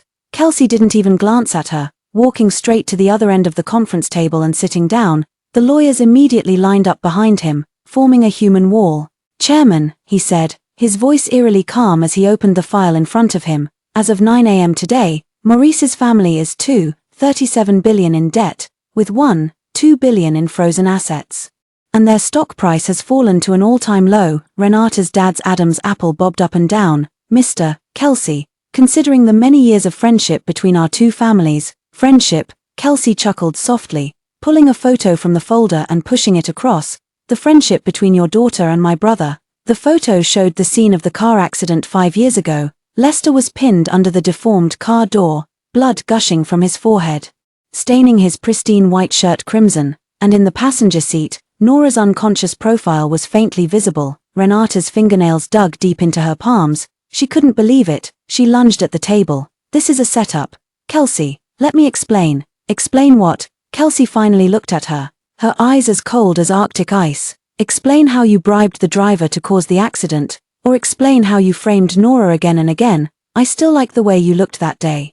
He pressed a button on his phone, and a clear recording immediately played in the conference room. Remember, when you hit someone, make it look like an accident, especially the man in the passenger seat. He must die. Immediately after, came her words from that day in the villa, because he is in the way. Recordings can be faked. Kelsey, you can't, she shrieked hysterically. The driver had late-stage liver cancer last month and had everything notarized before he died. Kelsey put away her phone. His wife found me and handed over all the evidence, which has now been transferred to the municipal bureau. Renata seemed to have her throat choked, and the conference room fell into a deathly silence. Renata's dad slumped in his chair, like a body drained of its soul. Now, Kelsey stood up, slowly adjusting his cuffs. Let's talk about solutions. A flicker of hope appeared in Renata's eyes. Kelsey, I knew you wouldn't. I can offer the Maurice family a way out. Kelsey interrupted her, a cruel smirk playing on his lips. But only if you rely on your own abilities. He snapped his fingers, and a lawyer immediately stepped forward, placing 2 documents before the Maurice family's father and daughter. This is... Renata's dad trembled as he opened the file, then suddenly widened his eyes. A share transfer agreement. The Maurice family is now just an empty shell, but the brand value remains. Kelsey looked down at them condescendingly. Sign this agreement to transfer all Maurice family shares to the Nelson family, and I'll take on the debts. Renata abruptly looked up. Then what you called a way out is... Kelsey smiled faintly. There's a private auction at Imperial View Auction House tonight at 8 ms. Renata will appear as the finale lot, with a starting bid of 5 million. He paused. Highest bidder takes all. Are you insane? Renata's dad slammed the table and stood up. My daughter is not merchandise. Merchandise? Kelsey sneered. Who was it that auctioned off Nora like merchandise at the auction before? Renata's lips trembled, her carefully applied makeup now smeared by cold sweat. Kelsey, I know I was wrong. Please, I beg you, sign, or don't sign. Kelsey straightened up, her voice cold. You have 30 seconds to consider. Renata's dad slumped back into his chair, burying his face in his hands. Renata stared intently at the agreement, then suddenly grabbed the pen and signed her name. I'm signing. She thrust the pen at her father. Dad, sign it quickly. Do you want to go to jail? Renata's dad's hands trembled like a sieve, but he finally signed his name. Kelsey motioned for the person behind him to put away the documents. Someone will pick up a mess, Renata at 7 tonight. He turned to walk towards the door, then stopped. Oh, and I suggest you dress up nicely, after all. He glanced back at Renata's pale yet still exquisite face. This is your last value. As night fell, a black Mercedes slowly pulled up to the VIP entrance of the Imperial View Auction House. Renata was helped out of the car by 2 female bodyguards. She was wearing a white silk satin gown, and around her neck was the last valuable piece of jewelry from the Maurice family, a diamond necklace worth millions. But at this moment, the necklace seemed more like a mark of shame. I don't want to. Let me go. She instinctively struggled but was forcibly taken into the elevator. The auction hall was resplendent in gold and splendor, where over 20 masked buyers had already taken their seats. Renata was taken backstage, where a maid expressionlessly fastened a pair of silver handcuffs on her, exquisitely crafted and studded with tiny diamonds that glittered under the lights. These were Mr. Kelsey's special custom order, the maid said indifferently. Renata recognized it at first glance. It was identical to the one Nora had worn all those years ago. The auction began. The first few lots were former collections of the Maurice family, famous paintings, antiques, jewelry. Next is tonight's grand finale. The auctioneer's voice echoed through the speakers. The heiress of the Maurice family conglomerate, age 25, height 168 centimeters, proficient in piano and ballet. The door burst open as 2 bodyguards hauled Renata to her feet. The curtain rose, and blinding lights shone directly down. Renata was shoved onto the auction platform. While excited whispers rose from the buyers below, she saw greasy middle-aged tycoons, nouveau riche with brutish faces, and even a few young masters who had once pursued her. Now they all wore masks, like a pack of jackals waiting to devour their prey. Starting bid at 5 million, with each increment no less than 500,000, 6 million, 8 million, 12 million. Bids were called out one after another. Renata looked desperately toward the private box on the second floor, where a tall figure was faintly visible behind the one-way glass. She knew exactly who it was. Kelsey, she cried out with a shattered voice. Please, I know I was wrong. Inside the private box. Kelsey swirled the red wine glass, his gaze fixed on a painting hanging on the wall. That was Nora's favorite work by her most beloved painter. He remembered that rainy night 3 years ago. Nora standing on the auction platform, looking at him with the same despair in her eyes. Back then, he had chosen to turn and walk away. 20 million. A hoarse male voice called out from the back row. The auctioneer scanned the room. 20 million going once, 20 million going twice. Renata's scream was drowned out by the buyer's applause. As she was led away from the auction block, she cast one last glance at the private box on the second floor. The figure behind the glass had already risen and departed, without a trace of lingering attachment. The auctioneer's gavel fell with a heavy thud. Kelsey stepped out of the auction house just as the rain stopped. He pulled out his phone, looking at the photo of Nora on the screensaver. Standing in front of a bookstore in City N, it was taken by a private detective last week. She was teaching a little girl to read a picture book, her smile brighter than the sunshine. Mr. Kelsey.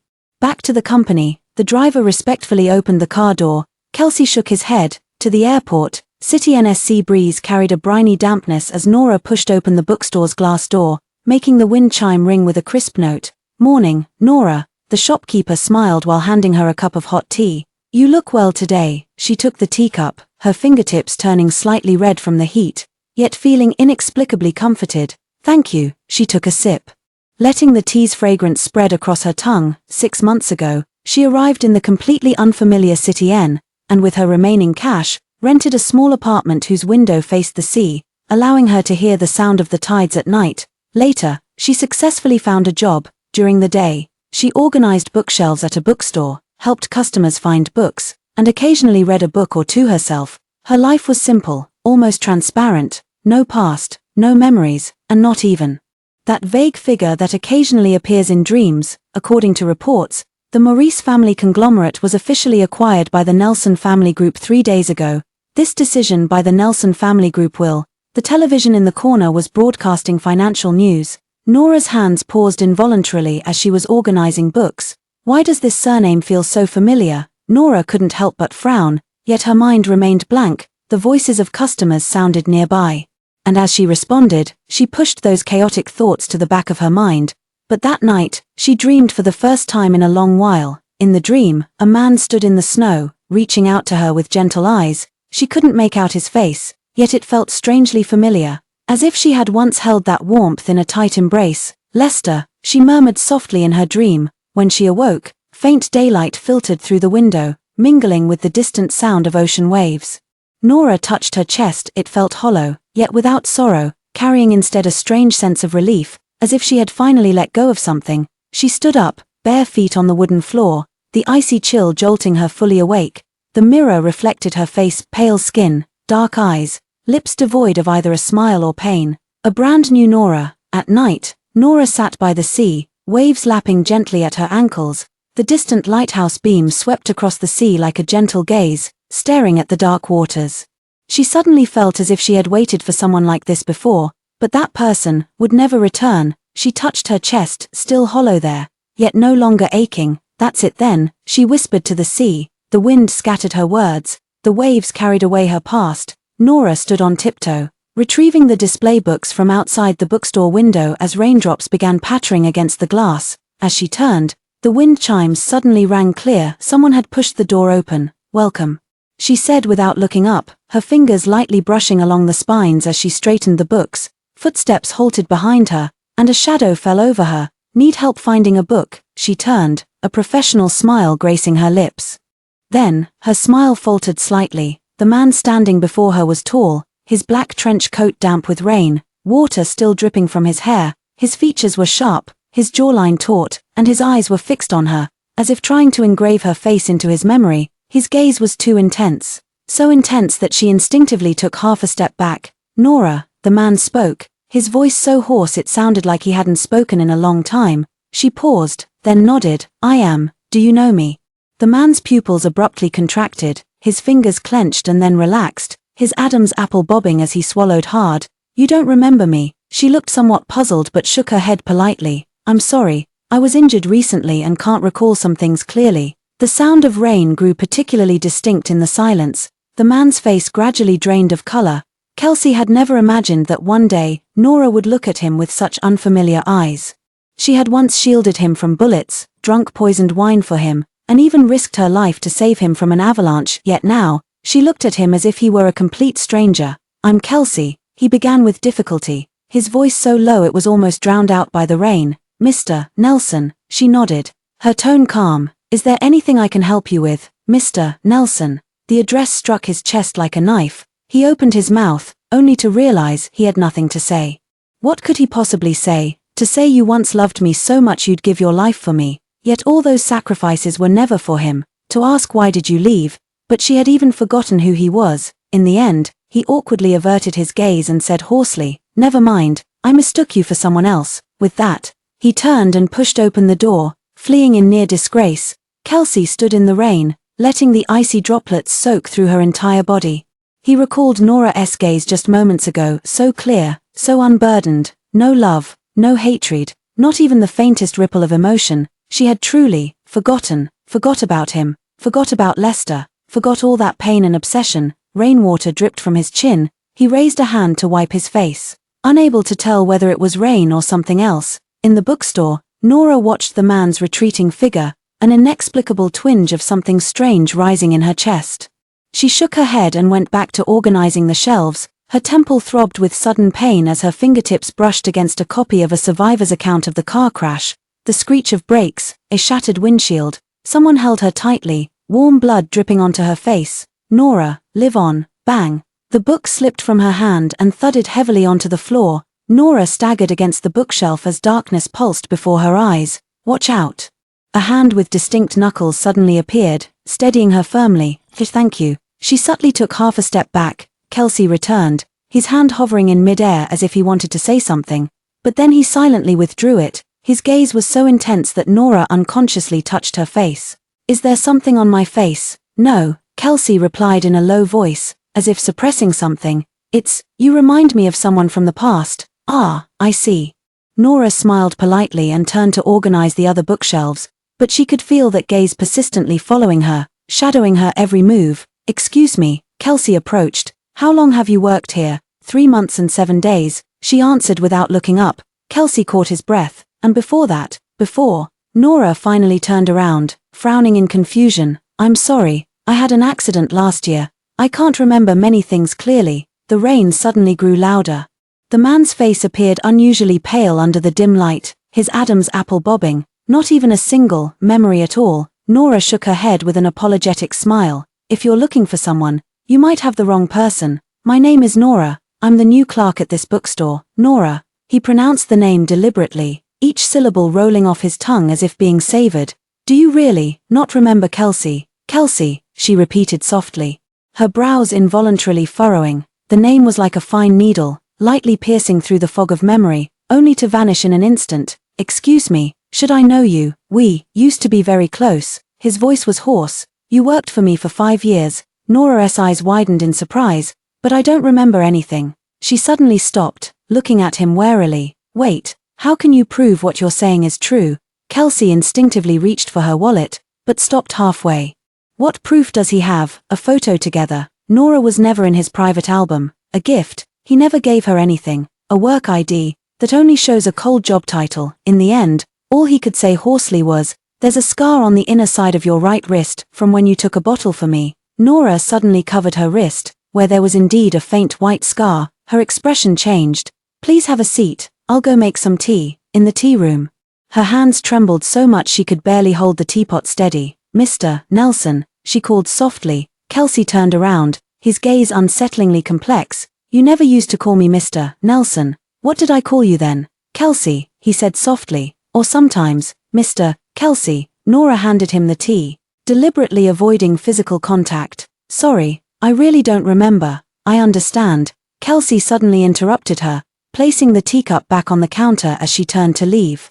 My apologies. Wait, Nora called out to him almost involuntarily. If you really are someone I knew, could you tell me what kind of person I used to be? Kelsey stood before the curtain of rain without turning back. You were an incredibly stubborn person. Her voice was nearly drowned by the rain. Stubborn enough to gamble your entire youth on a single promise.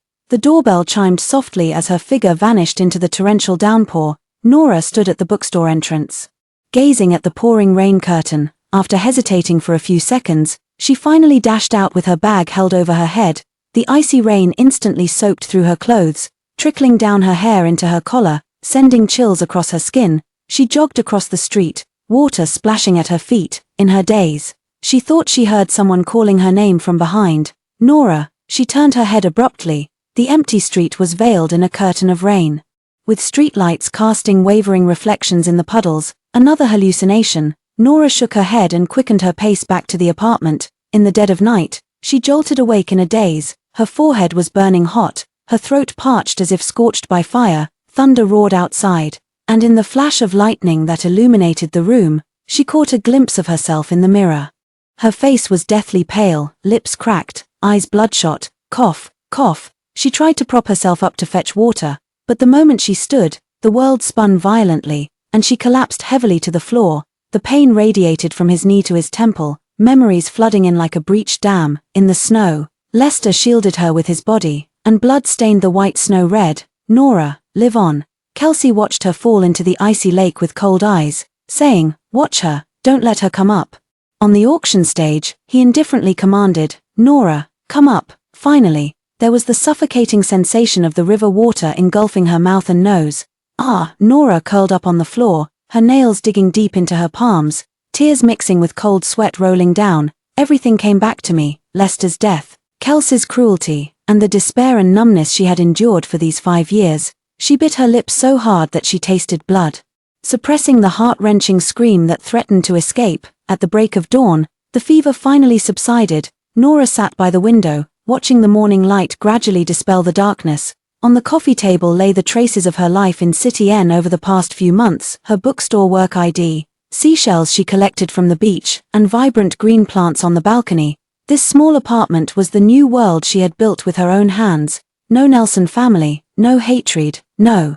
The man who had caused her so much pain. She gently traced the non-existent ring mark on her ring finger, the one Lester had placed there when he proposed, but which she could never find again after the car accident. Lester, she whispered into the air, you were right, living is truly hard. The morning breeze brushed against the curtains, carrying the saltiness of the sea. As dawn's light faintly brightened, Nora had already gathered her emotions. She changed into a simple white shirt and jeans, loosely tying up her long hair. The reflection in the mirror felt both familiar and strange, the eyes no longer holding the former humility and obsession, replaced instead by a calmness weathered by time. The wind chime at the bookstore entrance rang clear. Nora had just pushed open the glass door when she saw Kelsey standing at the counter, holding a bouquet of blue irises. At the sound, he turned abruptly, a flicker of hope flashing through his eyes. You came, he said, his voice slightly hoarse. Nora calmly accepted the bouquet, deftly trimming the stems. Mr. Kelsey still loves irises so much. Kelsey's pupils constricted suddenly. You remember. How much do you remember? Everything, she replied flatly as she placed the flowers in fresh water. Kelsey's face instantly turned deathly pale. He opened his mouth but no sound came out. Only his fists clenched so tightly that his knuckles turned white. Don't be nervous. Nora even smiled. I admit this wasn't meant to collect debts. Those things are all in the past now. Nora, Kelsey's voice was broken beyond recognition. I've uncovered the truth about that year. Renata I know. She interrupted him. The news covered everything in detail. Kelsey froze as if struck by lightning. You don't have any questions? Well, she pondered for a moment, her tone carrying polite flattery. Mr. Kelsey's methods remain as decisive and ruthless as ever. This form of address stung Kelsey. He suddenly grabbed her hand. Don't call me that, please. I know I was terribly wrong. Let go. Nora's voice was quiet yet firm. Kelsey released her hand as if shocked, and she continued, I told you, that's all in the past. I don't hate you, but I won't have anything more to do with you. Kelsey pulled a velvet box from his suit pocket and opened it with trembling hands. Inside was a slightly tarnished silver ring. Lester's. Nora's breath hitched, but she quickly regained her composure, surprising even herself. I thought I'd lost it. It was found at the accident scene, Kelsey said, placing the box on the counter. It was wedged in a rock by the river, and somehow Nora gently closed the lid of the box. Thank you, but none of this matters anymore. Then what matters? Kelsey suddenly raised her voice. Nora, give me a chance to make amends, please. The sunlight outside the window grew stronger, illuminating the floor between them and drawing a clear dividing line. Nora looked at the man who had once trampled her into the dust, now begging for her forgiveness like a beggar, and a trace of pity welled up in her heart. Kelsey, she called his name in full for the first time. Do you know what I regretted most before I jumped into the river? Kelsey shook her head, her eyes bloodshot. It's not about having loved Lester, nor about giving so much for you, she said calmly. It's about never having lived a single day for myself. I'm quite content with my life as it is now. Kelsey's gaze swept around before settling back on her face. He suddenly realized that this Nora before him, though she had remembered everything, still had eyes as clear as when she was amnesic. No hatred, no resentment. Not even the lingering affection he had hoped for, only relief. I understand, he managed to say, his voice hoarse beyond recognition. But at least, let me do something for you. Nora shook her head and retrieved a cardboard box from under the counter. These are the things you've brought over during this time. Please take them away. Kelsey didn't answer. He took one last look at the woman who had once gone through fire and water for him, then turned toward the door. Sunlight streamed in from behind him, casting a long shadow across the floor. The doorbell chimed crisply as his figure vanished into the radiant sunlight. Nora stood frozen, suddenly weeping uncontrollably, not for Lester, nor for Kelsey, but for herself, the Nora who had finally learned to shed tears for her own sake. The cemetery morning was shrouded in a thin mist. Nora walked along the stone path, holding a bouquet of white roses. Her fingertips unconsciously caressed the velvet box in her pocket. Lester's tombstone stood silently in the corner. Lester, I've come to see you. She crouched down, gently brushing away the fallen leaves from the tombstone. The white rose was carefully placed in front of the stone. She took out the silver ring from her pocket and placed it beside the rose. Back to where it belongs, she whispered, her fingertips lingering on the cold gravestone for a moment. I promise you, I'll live well. But this time, I'll live for myself. A gentle breeze passed by, causing the roses to sway softly, like a silent response. Nora stood up, sunlight filtering through the gaps in the leaves, casting dappled shadows on her face. She smiled a relieved smile. In the distance, Kelsey leaned against an oak tree, silently watching the scene unfold. He shouldn't have come, yet couldn't control his own footsteps. He watched her bend down to place the ring, saw the faint smile at the corner of her lips as she spoke to the tombstone, and observed the lightness in her step as she turned to leave. In that moment, Kelsey finally understood he had lost her forever, not because she had lost her memory, but because she had truly let go at last. Let go Lester, let go of hatred, let go of everything. The phone vibrated in my pocket, a message from my assistant, MS. Renata's buyer has withdrawn funding. She's been taken by the police for commercial fraud and intentional homicide. Should we take action on our end? Kelsey locked his screen, his gaze following the shrinking figure in the distance. It wasn't until Nora had completely disappeared through the cemetery gates that he quietly replied, never mind. Kelsey walked up to Lester's grave, staring at the face on the tombstone that resembled her own, feeling strangely dazed. In the bookstore, Nora was organizing the last batch of orders. The wind chimes jingled, and the proprietress pushed open the door, a letter in her hand. Are you really leaving? The landlady asked, reluctant to see her go. Nora smiled as she took the letter. Just traveling for a while. This is next month's order schedule. I've explained everything. The taxi slowly drove out of the small town. Nora watched the streetscape gradually receding in the rearview mirror, feeling surprisingly calm. On her phone was the newly booked flight information, Paris, the city that Lester once promised to take her to but could never fulfill. The airport terminal was brightly lit. Nora finished checking in and nearly collided with a tall figure as she turned around. She looked up and met Kelsey's deep eyes. You, she instinctively took half a step back. Don't be nervous. Kelsey raised her hands, signaling she meant no harm. I just came to see you off. The boarding announcement echoed through the speakers, and the crowd began moving toward the security checkpoint. A single arm's length separated them, yet it felt as if mountains and rivers lay between them. Paris is beautiful. It was finally Kelsey who spoke first. In spring, the cherry blossoms by the Seine. How did you know I was going to Paris? Nora interrupted him. Kelsey smiled bitterly. I promised not to interfere in your life anymore, but at least, let me know where you're going. He handed her an envelope. There are some things inside you might need. Nora didn't take it. I don't need it's not money, he said softly, It's my brother's diary, I think. He wanted you to see it. The envelope was thin, yet its contents were unmistakable. Nora hesitated for a moment before taking it, her fingertips accidentally brushing against Kelsey's hand. Both recoiled as if shocked. Thank you. She tucked the envelope into her bag. But I won't. Just because of this diary. I know, Kelsey interrupted, her voice impossibly gentle. This is just one last thing I can do for you both. As for the rest, have a safe journey, Nora.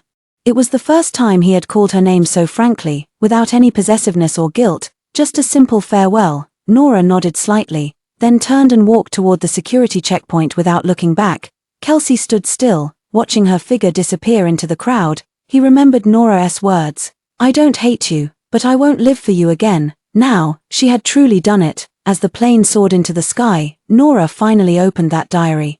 On the title page was Lester's familiar handwriting. To my dearest Nora, may you have the courage to live for yourself. Outside the window, a sea of clouds stretched beneath her, and sunlight poured down unreservedly. She gently traced those words, suddenly discovering a photograph tucked into the last page. Tears fell silently, but this time, they were warm. Nora closed her diary and gazed at the boundless blue sky outside the porthole.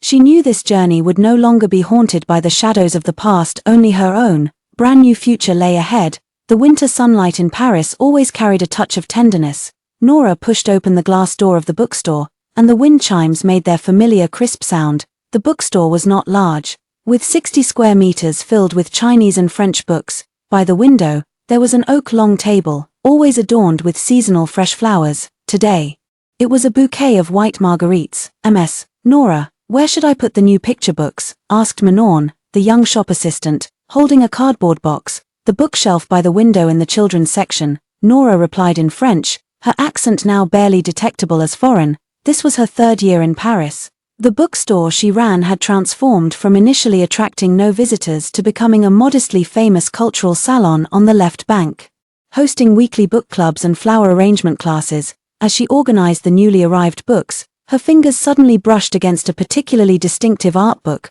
On its cover was an ink-wash-style depiction of a Jiangnan water town, blue-gray bricks and black-tiled roofs shrouded in drizzling rain, carrying shadows of her hometown. Opening the title page, a line of small print caught her eye. For you who always looks forward. There was no signature, but she recognized that sharp, upright handwriting all too well. Nora gently closed the sketchbook and placed it in the display area. Outside the window, the Seine shimmered as sightseeing boats glided past. She no longer felt the emotional turbulence she once did when encountering things connected to her past. Now she has learned to coexist peacefully with her memories. City NS rainy season still lingers. Kelsey stood by the window of Qingxi bookstore, watching raindrops trickle down the glass. For 3 years, he had come here once every month, as if performing some silent ritual. Sir, we're closing soon, the clerk reminded him softly. Kelsey nodded, her gaze sweeping across the bookshelf when she suddenly spotted a hand-bound sketchbook in the corner. The cover bore the pencil-written title The Language of Flowers, the handwriting delicate and neat. He opened it to find a blue iris on the first page, accompanied by the annotation, Love in Despair, page after page. Each illustration was accompanied by meticulous notes. On the page with white marguerites, he recognized a familiar handwriting. The marguerite's flower language speaks of reunion. But I know some people, some things, remain in the past. One must learn to look forward. Kelsey clutched the sketchbook tightly to her chest, as if trying to grasp a trace of warmth that had already faded. The Normandy sea breeze carried a briny scent. Nora walked barefoot on the sand, her long hair tousled by the wind.